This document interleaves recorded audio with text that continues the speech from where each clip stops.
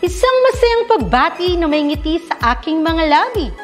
Naghahanap ba kayo ng makakatuwang sa pag-review ng inyong anak? Meron yan sa DepEd.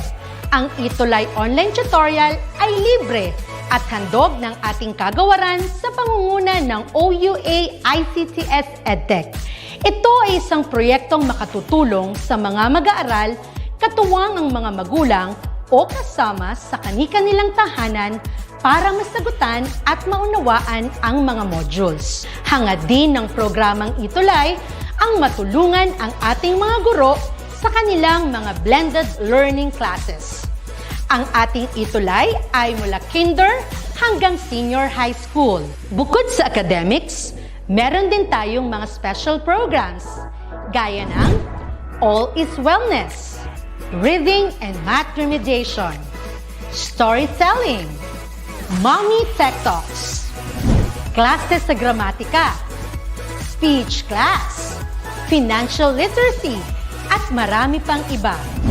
Pinalawig din ng ETUlay ang ating Alive program para sa mga mag-aaral mula grade 1 hanggang grade 3. Gayun din ay mayroon tayong ALS program at SPED tutorials na makasisigurong makakamit ng lahat ang inclusive education. May SPED hotline na rin para sa inyong mga katanungan patungkol sa special education.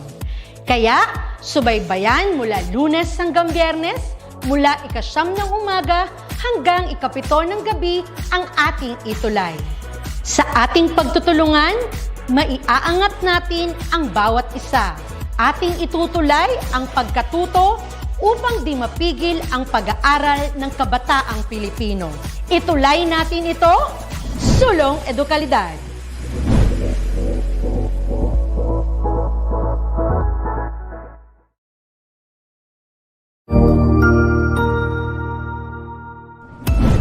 Mabuhay! Isang mapagpalang araw sa ating lahat. Ako ang inyong lingkod, Tutor Madge. Welcome sa ating ETUlay, ang ating libreng online tutorial na hatid ng ating kagawaran ng edukasyon, ICTS EdTech. Ang programang ito ay inaasahang makatutulong at maging karagdagang kaalaman sa mga mag-aaral mula kinder hanggang senior high school, ALS, Alive, at SPED learners. Bukod sa pagsagot ng mga modules, ang ETUlay ay may mga special programs din na siguradong aabangan ninyo araw-araw. Katuwang ang ating mga minamahal na mga magulang at guro ay maitutulay natin ang pagkatuto. Kaya, ihanda na ang inyong module, lapis, papel o kwaderno. Ihanda rin ang isip, mata at tenga sa isa na namang makabuluhang aralin. Tayo nang matuto kasama ang inyong volunteer online tutor sa oras na ito.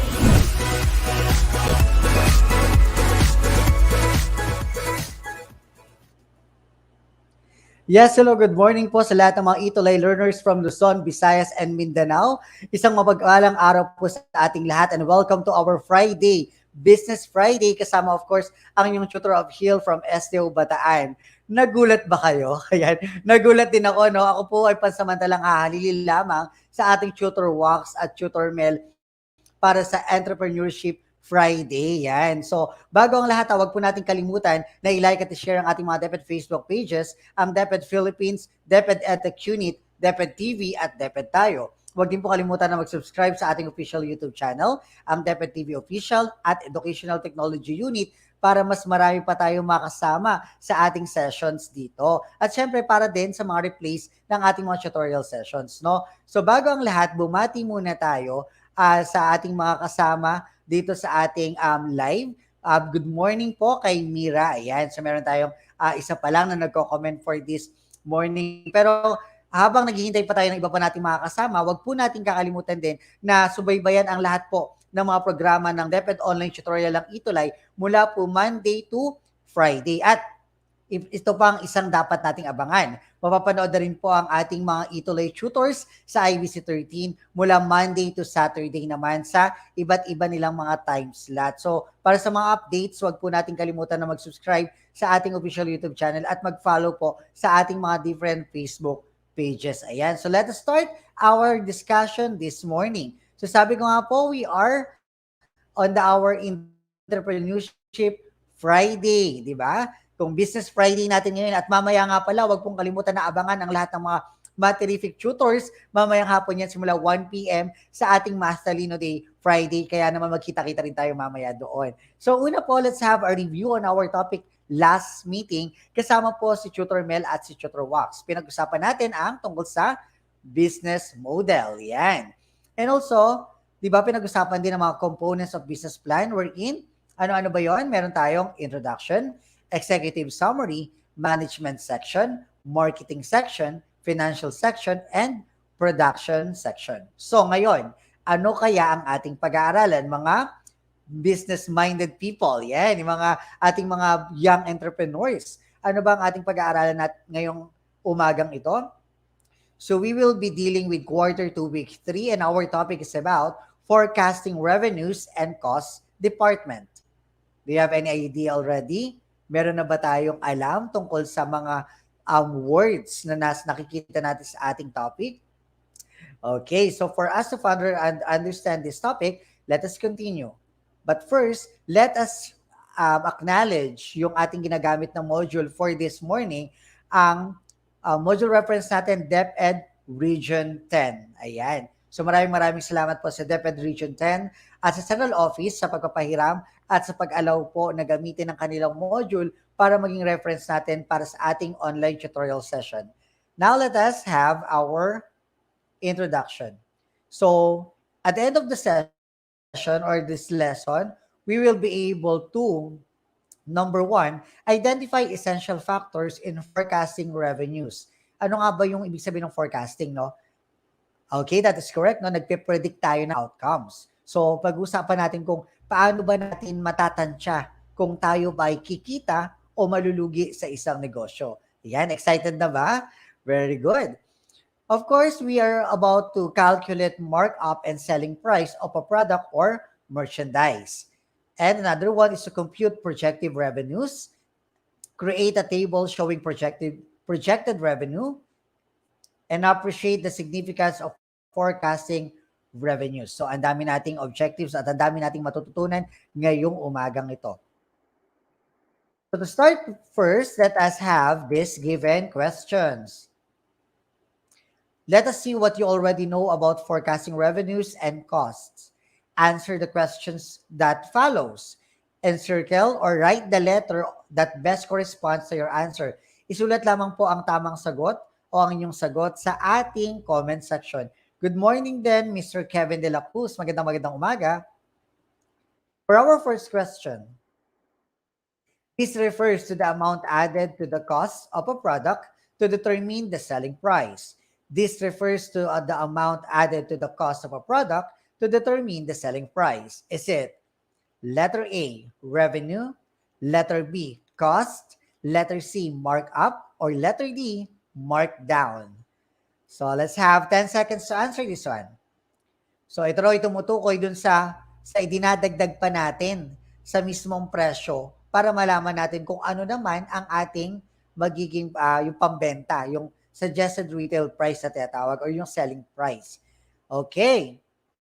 The answer for this question is letter C, markup. Yan. From the word itself, added to the cost. Meron na talagang initial cost, tapos dadagdagan pa natin. That's why it is called as markup. Very good. Now let's have question number 2. It is a planning tool that helps the entrepreneur copes with uncertainties in the future operation of the business. Ayan, may sagot si Mira, letter C. Kevin de la Cruz, letter C. Very good. Mahusay. Ayan, tingnan naman natin ang sagot ninyo sa number 2.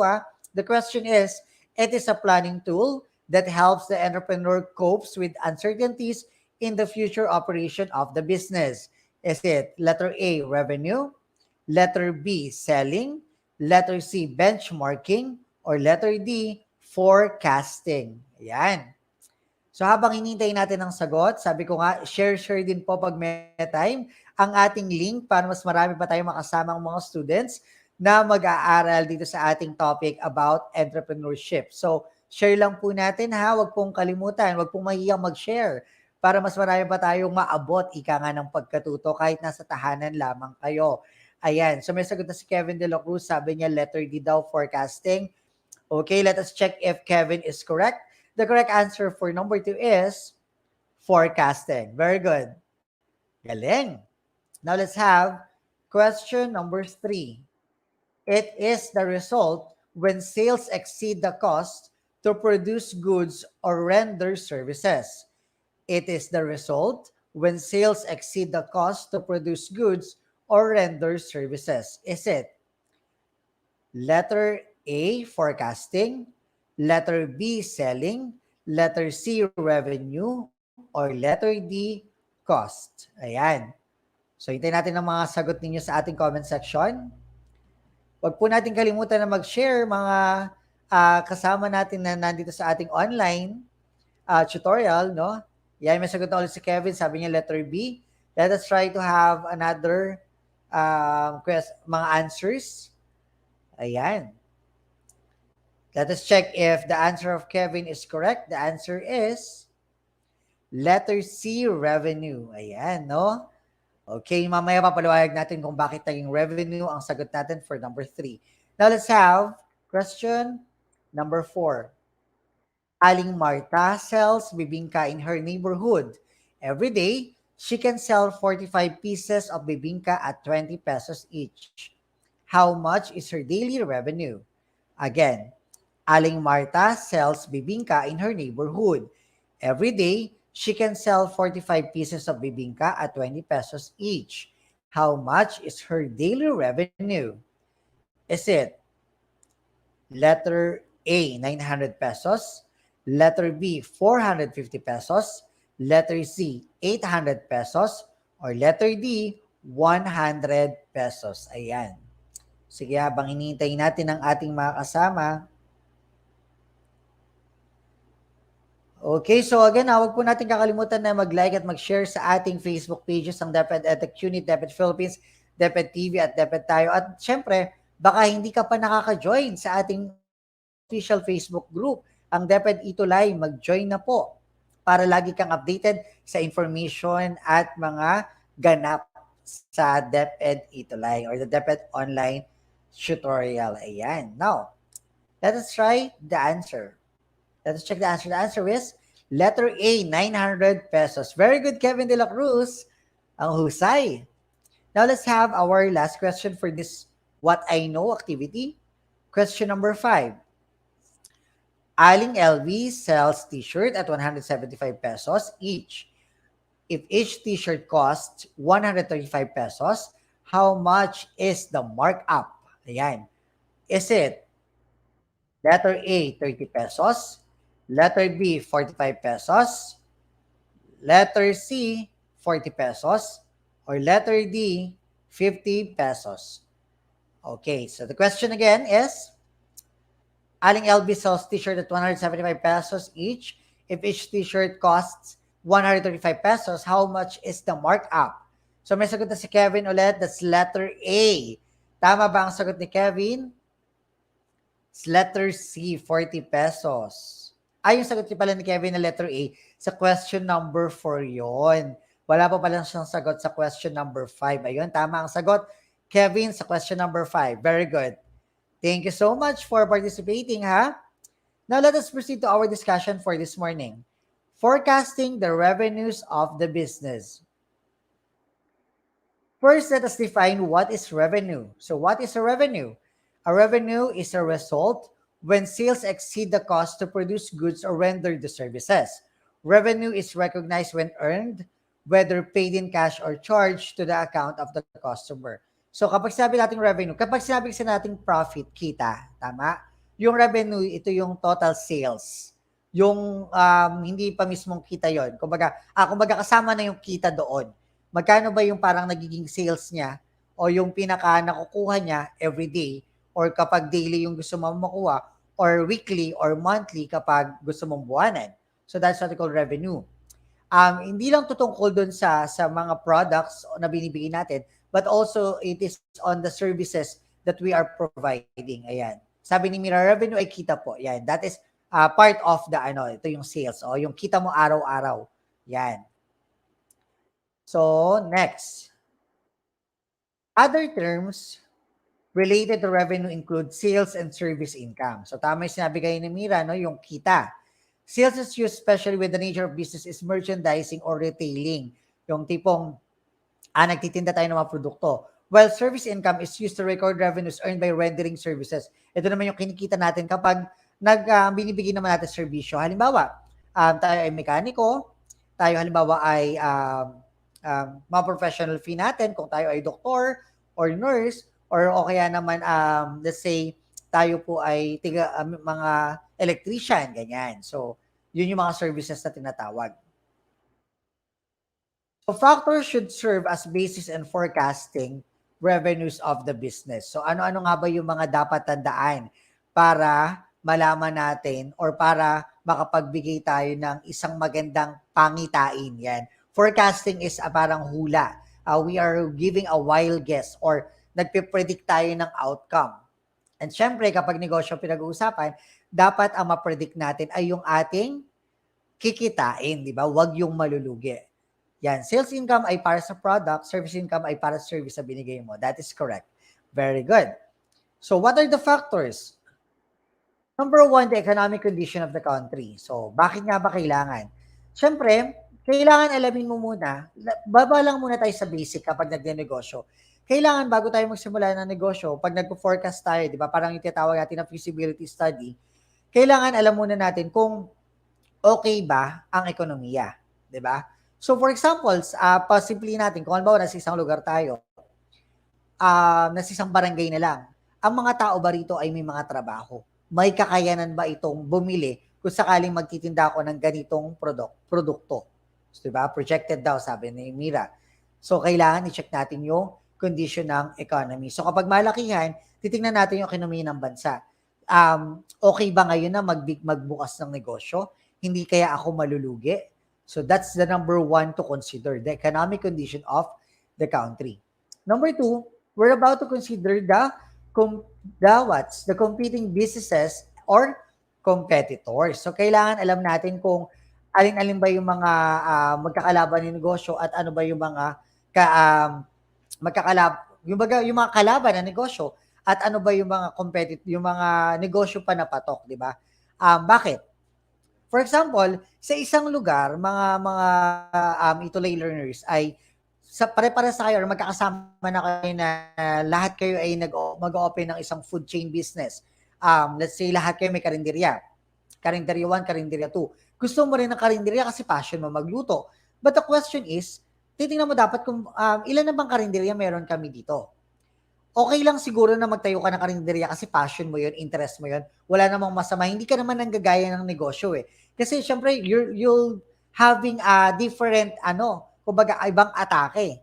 Pero, kailangan natin makonsider kung meron bang ibang nagtitinda doon ng katulad ng produkto mo para hindi ka mag-i-stock ng madami. Bakit?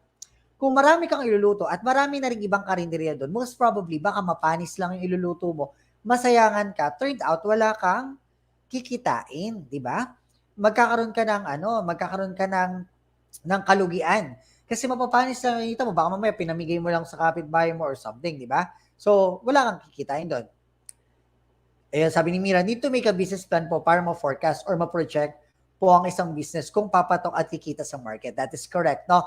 However, una yan, tama talaga na dapat nagpaplano. Hindi pa pwedeng basta lang tayo sabak sa negosyo. Kung feeling naman natin, passion natin at gusto lang natin na magluto, pero feeling naman natin ay hindi naman siya magiging patok sa negosyo, siguro mag-online muna tayo, di ba? Para at least hindi tayo magre-renta ng mga lugar on everything. Parang ganun. So, total uso naman ng mga online business ngayon. Another thing to consider is changes happening in the community. So, dapat alamin natin yung mga nangyayaring pagbabago sa ating paligid. And at the same time, like for this one, di ba, pandemic tayo, bigla-bigla na lang naging trend yung mga mobile application, online store, kasi nga bawal na tayong lumabas. So dati hindi natin pinapansin yung mga online shopping na yan, hindi natin pinapansin yung mga mobile app na yan na ginagamit pala na pang-order sa cellphone, through mobile lang. Pero ngayon, patok na patok ang lahat ng mga application. So, kailangan alam natin yung mga yon. Sabi nga dyan sa isang example, dito sa ating given, usually daw yung mga kabataan, they follow celebrities, especially their fashion trend. kailangan alam din natin na halimbawa, kung nagtitinda tayo ng ating mga kung nagtitinda tayo ng mga damit, ito ba ay papatok pa sa ating mga kabataan? Siyempre, pwede naman tayo magtinda ng mga talagang alam natin na pang-araw-araw na ginagamit, na alam natin na hindi talaga ito malulugi. Pero yung ibang mga usual or unusual na baka mamaya wala na pala or out of fashion na, kailangan alam natin kung ano yung mga nagte-trend ngayon sa ating mga kabataan, siyempre sa ating audience, no? Or sa ating mga clientele. Sabi ni Kevin De La Cruz, kin-observer dapat ang businessman. That is correct, no? Dapat marunong tayo mag-observe sa paligid, sa competitor, at sa kung ano man ang posibleng mangyari sa ating negosyo. Kasi nga ang negosyo dapat nag-a-adapt yan sa kung ano man ang pwedeng maging pagbabago. Di ba? Kasi nga tumataas ang presyo ng gasolina, tumataas ang presyo ng kuryente, ng tubig, ng mga iba pang necessities. And hindi lang naman pag nagnegosyo ka kasi yung negosyo mo lang ang gagastos. Siyempre, marami pa. May kuryente ka dyan, may tubig ka dyan. Kung magre-renta ka pa ng pwesto, iba pa yon. So, kailangan alam natin yung mga pagbabagong nangyayari sa paligid para kahit paano makaka-adapt tayo doon at mapaghahandaan natin. Di ba? Next. Number 4, the internal aspect of the business. So, dapat plan capacity often plays a very important role in forecasting. So, yung plano, ha? And then, for example, a puto maker can only make 250 pieces of puto every day. Therefore, he can only sell as much as 250 pieces of puto every day. Ganun lang siya, no? Wag na tayong, kumbaga, halimbawa, for example, kung yung puto maker ay merong nag-order sa inyo 300, ang kaya nga lang gawin ng photo maker is 250 pieces lang every day. Tatanggapin mo ba? Hindi. Pero pwede mo siya tanggapin provided na sasabihin mo sa kanya na we can just provide 250 pieces. However, syempre pwede rin naman nating pilitin. Hindi pwede tayong mag-overtime ng konti. Like, kung ba magdagdag tayo ng labor, the problem is, syempre may babayaran ulit tayong bago. Kaya nga titingnan natin mabuti rin yung internal aspect of the business. Hindi ba pwedeng tanggap lang tayo ng tanggap? For example, services ang nare-render mo. Tapos merong 3 nagpa-schedule sa'yo para magpagawa halimbawa ng aircon. Pero kailangan, intindihin mo mabuti or iplano mo mabuti, ilang oras ba ang isang aircon usually kapag ginagawa? Baka kasi mamaya naghihintay yung isa mong kliyente at hindi mo napuntahan, ano magiging impact nito? Pag kumalat yan sa iba pang mga kliyente, sa iba pang tao, ay hindi pumupunta yan, hindi uma-attend yan, hindi yan nakikipag-commit. Kumbaga nakikipag-commit pala siya pero hindi siya dumarating. So syempre, ang tendency ay magiging kasiraan yun ng negosyo mo at ng kredibilidad mo bilang isang nag-provider, yung customer, nagbibigay ng serbisyo, di ba? Sabi ni Kevin, capacity of production, i-check din dapat. Correct, no? Hindi lang basta tanggap ng tanggap kasi ikaw din ang masisira bilang negosyante. So, dapat maging honest ka sa iyong mga kliyente. Huwag yung tipong, kasi minsan, pera na to, sayang, sige, kuhanin ko na. What if biglang magka-problema? Di ba? Yung pera na, nawala pa, naging bato pa. Pero kung maging honest ka sa customer mo na, sorry po kasi po, I can just provide 250 pieces of puto. Kaso nga lang po, you're requesting 300 pieces of puto. Would you mind po na i-provide ko yung 250 pieces and then yung 50 pieces po ay kukuhanin natin sa iba? And then siguro contact tayo ng mga kilala nating photo maker din para matulungan natin sila. Pwede naman ganon. But katulad ng sinabi ko, one of the ways para makakuha natin ng trust ng ating mga kliyente ay maging honest tayo. Yan, sabi niya magkakaroon ng additional cost para sa exceed number na kaya produce po na item. That is correct, Mira, no? So, kailangan ko consider natin yun. Ang gagaling nung mga kasama ko sa live streaming natin. Salamat kasi sobrang natutuwa ako na meron akong ka-interaction. Right? Now, let's have another. Okay, so let's have an example.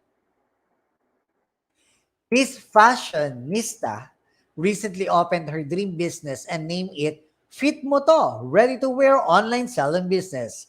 An online selling business which specializes in ready-to-wear clothes for teens and young adults. Ayan. So, ano pangalan po ng ating negosyante? Siya ay si Miss Fashionista. Diba? Ang asig ng name. At ang kanyang negosyo ay Fit Mo To, ready-to-wear online selling business. Okay, so now, this is what we're going to do.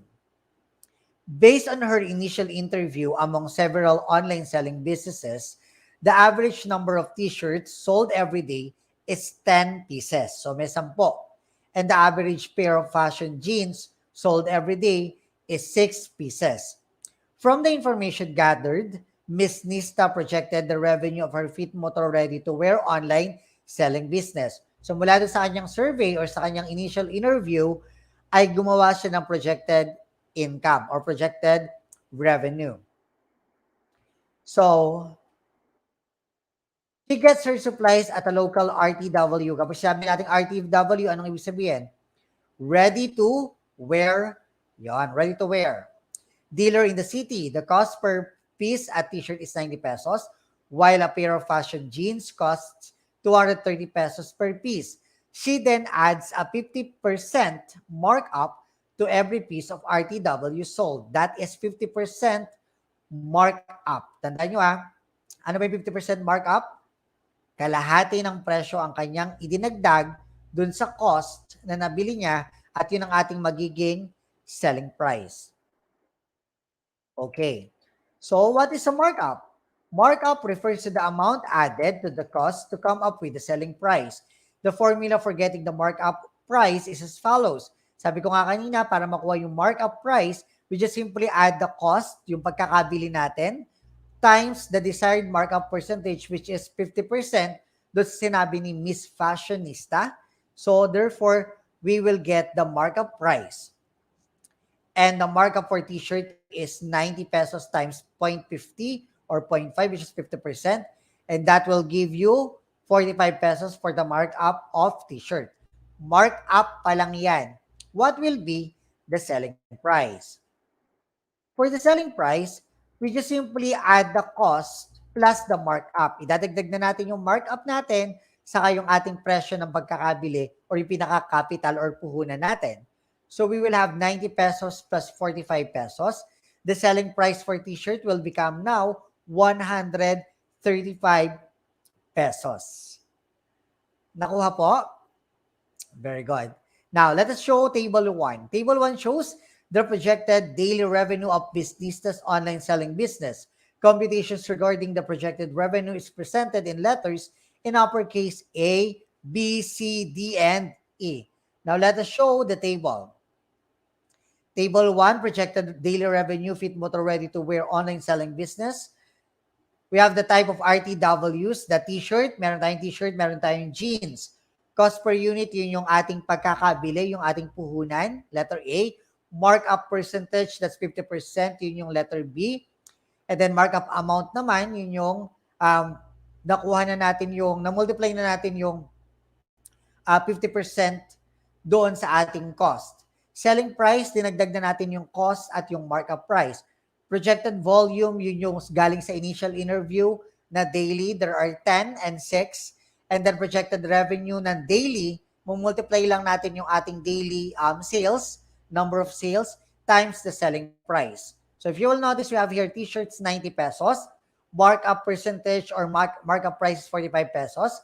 So we will have the selling price of 135 pesos by adding 90 plus 45. That is correct, Mira. Thank you. And then the projected volume is 10 dahil may 10 pieces daw.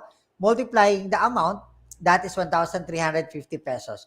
Good morning, Luis Angelo Tala, watching from Baruya Elementary School, Lubao West District, STO, Pampanga. Magandang umaga. And then for jeans, meron tayong 230 pesos. Markup price natin is 115 pesos. Adding up, we have 230 plus 115 pesos is 345 pesos. And then multiplying by the daily sales, projected volume is 6. So we have now 2,070 pesos. So we have the total revenue, that's the daily revenue of 3,420 pesos. Ayan na. So ito yung araw-araw na magiging sales sa ating o sa kanyang negosyo. Ngayon, meron po siyang yan. That is correct. Meron po siyang forecasted na 3,420 pesos revenue. That is correct. Take note we are just forecasting. Hindi pa ito yung kinikita niya. Nagbase lang ito dun sa interview niya na merong ganitong sale daily, merong 10 at merong 6. Table 2 shows the projected monthly and yearly revenue of Miss Nista's online selling business. Computations about the monthly revenue is calculated by multiplying daily revenues by 30 days. Ayan, para sa daily revenue po. That is correct. 1 month. And for 1 year, syempre 12 months. For example, table 1, the daily revenue is 3,420 pesos. So to get the monthly projected revenue is multiplied by 30 days. Therefore, we just simply multiply 3,420 pesos by 30. So therefore, our monthly revenue is 102,600 pesos. Ang dami. So ibig sabihin, no, kapag pala meron kang ganong kadaming mabibenta everyday na t-shirt at pants lang to, you will have a monthly revenue of 102,600 pesos. Wow. Yan. And on the other hand, kapag naman yearly ang ating compute, we just simply multiply, sabi dyan, projected daily by 365 days or by 12 months. Pero dito, ang ginamit mo na yung ating 365 days. So you will have 3,420 pesos times 365 days. So ibig sabihin, you will have 1,248,300 pesos. Ayan. Sabi, 1,248,300 pesos. Kapag naman ang ginamit natin is yung 12 months, 1,231,000 and 200 pesos. That is correct, Mira. Kapag 12 months. Kapag ginamit natin 365 days, ang makukuha natin yung isa, yung 1,248,300 pesos. That's it's still the same. Parehas tama yung sagot kasi ang ginamit mo dyan sa computation mo na is monthly. Dito naman sa ating example ay daily revenue. So that's fine. Okay lang po yan. So we have the table here. So sabi dyan, projected volume natin for a month is 480 pieces. Pero kapag minultiply natin ang projected revenue, so you'll have 102,600 pesos. Kapag naman ginamit natin yung daily, that's 5,840 pesos. Diba? Yan, sa volume. So we will have 1,248,300 pesos. Ayan. Next. Table 3 shows the projected monthly revenues covering 1 year of operation. Okay, let us check Covering 1 year to. Table shows an average increase of revenue every month. Sabi niya, meron daw average na revenues increase every month. So meron tayong increase. From February to May, meron tayong increase na 5% from previous revenue. Pero from June, meron tayong increase of 10% from previous revenue. So, yung February to May natin, 5% lang ang tataas. Pero yung June natin, tataas ng 10% mula dun sa revenue ng May. Yung July to August natin, same lang ang ating revenue. And then, yung September to October naman natin ay bababa.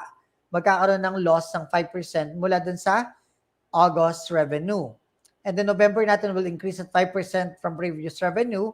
And December will have an increase of 10% from previous revenue. Now, let us try to show the given. Siyempre, para makuha natin yung increase, we just simply multiply 5% of the increase dun sa ating initial na revenue. So mula sa January, mag-multiply tayo ng 5% to get the increase. And we will just simply add that given computation dun sa ating January. So from January, meron daw tayo 102,600 pesos times 0.05, which is 5%. We will have now 5,130 pesos increase sa ating monthly revenue. I-add lang natin tong 5,130 pesos sa ating 102,600. You will have now 107,730 pesos para sa ating February. And then, para makuha natin yung March, kukuha ulit natin yung 5% na increase. At yun yung sa March, yung sinabi natin condition. But with the decrease, ito naman. Mag-multiply tayo ng 5% ulit na decrease mula doon sa ating previous. So dahil meron tayong 1,444,041.14 pesos times 5%, you will have a decrease of 7,202 pesos and 6 centavos. So we will have now, ayan, paano ba natin mapapakita? We will subtract. From August, we will have 144,041 pesos, 0.14 centavos minus 7,202 pesos 0.06 centavos, which is equal to 136,839 pesos and 8 centavos. Ayan. And then para dun sa mga natin, pakita natin yung table para makita natin yung difference. So sa January, February, March, April, and May, and June, merong increase na 5%. So from 102,000 pesos, 102,600 pesos, tumaas siya ng tumaas. But with July and August, nag-retain lang yung ating revenue. But with September, October, nagkaroon ng loss, pero tumaas ulit sa November ng 5% at nagkaroon naman ng 10% increase ng December. Okay. So what will be our important assumption? So dito na, mula sa mga pinakita nating table, ito na yung tinatawag nating predicting or forecasting the revenues. So magkakaroon na tayo ng parang, take note hindi ito conclusion kasi ang magiging conclusion natin kung ano ang magiging realidad. For example, Sir or Tutor of Hill, paano ba natin malalaman ang realidad? Kung ang makukuha natin kada isang buwan ay 102,000 pesos at 600 pesos. 102,600 pesos. Kasi kung makukuha natin yon, ibig sabihin po, tama yung naging computation natin. At pwede na nating maging conclusion itong mga assumption na ito. Pero from the word itself, assumption, ito po ay mga prediction labang. Yung mga posible or po pwedeng mangyari. Number 1, February to May increase of 5% from previous revenue. Yung pinakita natin kanina. June increase sa 10% from previous revenue. July to August, meron tayong same revenue. September to October, loss of 5% from previous revenue. November, increase of 5% from previous revenue. And December, increase of 10% from previous revenue. So, mula sa table na pinakita natin kanina, in-interpret lang natin at iyan ang ating mga nakuhang assumptions. Naintindihan ba ang pag-forecast ng ating revenues? Very good, no? Sana naman naunawaan ang discussion with Tutor of Hill, no? Pero bago ang lahat at bago ako magpaalam, ay magkaroon muna tayo ng konting check challenge assessment para malaman natin kung kayo ba talaga ay nakaunawa sa ating pinag-usapan this morning. Direction, write true if the statement is correct, write false if the statement is incorrect. Question number 1. Markup refers to the amount added to the cost of a product to determine the selling price. Markup refers to the amount added to the cost of a product to determine the selling price. So what is your answer? Write your answer in our comment section. Pero bago ang lahat, huwag po natin kalimutan na ang ETUlay online tutorial sessions ng inyong mga ETUlay tutors ay mapapanood na rin po sa IBC 13 from Monday to Saturday. So may mga ilang episodes na po tayo na lumabas na nakasabay po ng inyong mga modules din. Ayan o. So pinalawak, mas pinalevel up naman talaga ang ating ETUlay sessions dahil di lamang tayo sa online platform, nasa TV na rin. Ayan. Okay, so what will be your answer for question number 1? If your answer is true, you are correct. Very good. So markup refers to the amount added. Yung sinabi ko kanina na ito yung dinadagdag dun sa ating capital. At kapag napagsama natin yung pinaka-cost at yung ating markup, we will have now the selling price. Very good, Mira. Very good, Kevin de la Cruz. Now let's have question number 2. Forecasting is a planning tool that helps the entrepreneur cope with uncertainties in his future operation. Forecasting is a planning tool that helps the entrepreneur cope with uncertainties in his future operation. Is it true or false? At sa lahat po ng mga hindi pa nag-join sa ating DepEd ETUlay Facebook group, mag-join na. We are targeting 500,000 members. Ayan, no? 500,000 likes and followers. Kaya naman, share din pag may time ang ating DepEd ETUlay Facebook group. At sa lahat din ng mga hindi pa naka-follow sa ating Facebook pages, ang DepEd Educational Technology Unit, DepEd Philippines, DepEd TV at DepEd Tayo, mag-follow na rin po para lagi kang updated sa mga ganap ng ating kagawaran ng edukasyon. So if your answer for question number 2 is true, sabi ni Kevin at ni Mira, you are also correct. Thank you so much, Kevin and Mira, for standing by hanggang sa dulo ay kasama ko kayong dalawa. Maraming salamat. Now let's have our question number 3. When sales exceed the cost of produced goods, its result is called forecasting. When sales exceed the cost of produced goods, ano daw yan? It is result forecasting. Is it letter A? Is it true or false? At syempre ang ating YouTube channel po, wag pong kakalimutan ang ating YouTube channel, ang DepEd Philippines, DepEd TV Official, may official po yung ating DepEd TV, at syempre ang Educational Technology Unit. Ang pangalan ng YouTube channel natin for DepEd EdTech Unit ay Educational Technology Unit. Pero sa Facebook page po natin, or Facebook page ay DepEd EdTech Unit. Okay, now let's have our answers. Is your answer true or false? If your answer is false, you are correct. No? When sales exceed the cost to produce goods, its result is called forecasting. False, tama, no? Kasi hindi naman siya na-forecast agad, diba? Kaya nga nagkakaroon pala tayo ng assumptions. Katulad sinabi ni Mira, nakadepende ito sa ating ginagawang business plan. Very good. Now let's have number 4. Mang Mario is a fruit vendor. Selling fruits is an example of a service-concerned business. Mang Mario is a fruit vendor. Selling fruits is an example of a service-concerned business. Kevin De La Cruz, you're also correct. Maraming salamat. Opo, tama nyo, sabi ni Mira. Correct. How about number 4 ba? Ano kaya ang ating sagot? Ayan. So habang iniintayin natin po, abangan din syempre ang lahat po ng mga, syempre yung ating entrepreneurship tutors natin, si Tutor Wax at si Tutor Mel every Friday yan. At kami po huwag pong kalimutan na abangan mamayang hapon from 1 p.m. to 4:20 p.m. ang ating ETUlay Mathematics Tutors from elementary to junior to senior high. Sa senior high parang hanggang yata sila, hanggang mga 5:20 or from 6 p.m. to 6 p.m. yata gano'n. And of course, wag po natin kalimutan, abangan din ang ating Travel Learn, mamaya po yan from 5:20 p.m. to 6 p.m. kasama po si Tutor Jester, kung saan ipapasyal namin kayo sa Pampanga kasama si Tutor Edson. Ayan, no? May mga sagot na po si sabi ni Mira, false po.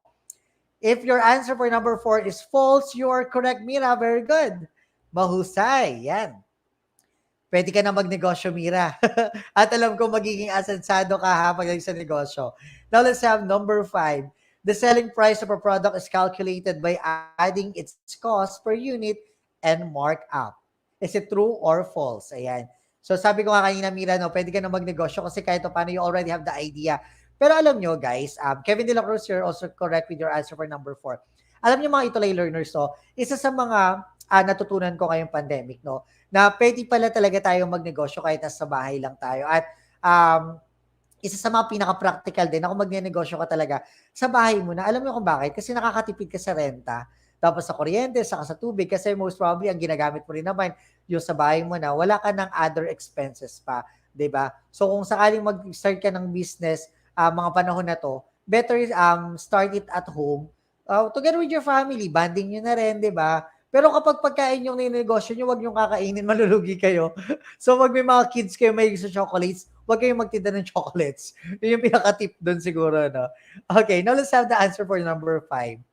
Okay, the answer for number 5 is true. That is correct. The selling price of a product is calculated by adding its cost per unit and the markup. Yung pinagsama na nating puhunan at yung dinagdag natin, which is the markup.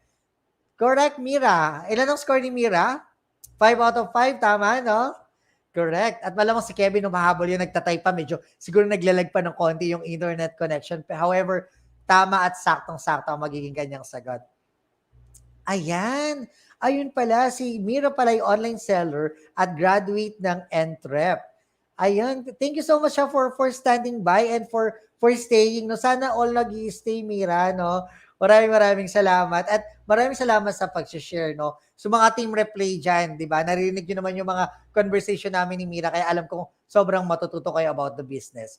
So, that's all for this morning, everyone. Again, let us all abangan natin every Business Friday ang ating dalawang nagpopogi ang mga negosyante. Ang ating Tutor Wax at Tutor Mel from 11 a.m. to 11:30 a.m. Nag-overtime pala ako. Akala ko 40 minutes to. Sorry po, direct. Para sa ating entrepreneurship subject. Yan. Maraming salamat sa nakasama ko po ngayong araw na ito. Huwag po natin kalimutan na mag-feedback kapag po meron kayong mga komento at suggestion ay mag-email lamang sa edtech@deped.gov.ph or iscan po ang ating QR code na nakikita sa inyong mga screen or monitor. Muli po maraming salamat po sa lahat ng mga nakasama ko this morning at maraming salamat po sa pagkakataong binigay sa akin ni Tutor Mel at ni Tutor Wax para makasama kayong mga business or young entrepreneurs at mga negosyanteng Pinoy. Again, I am your Tutor of Hill and thank you po sa aking mga nakasama today. Good morning! Bye!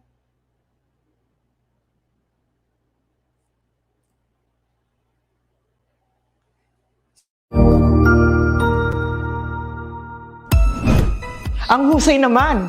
Natapos mo ang iyong tutorial session kasama ang iyong mahusay na ETUlay tutor. May bago ka bang natutuhan? I-share na yan gamit ang hashtag #ETUlayLevelUp. Huwag aalis ha dahil may susunod pang programa na pwede mo ring panoorin at salihan dahil naghihintay na ang iyong mga tutors. Happy learning dito sa ETUlay!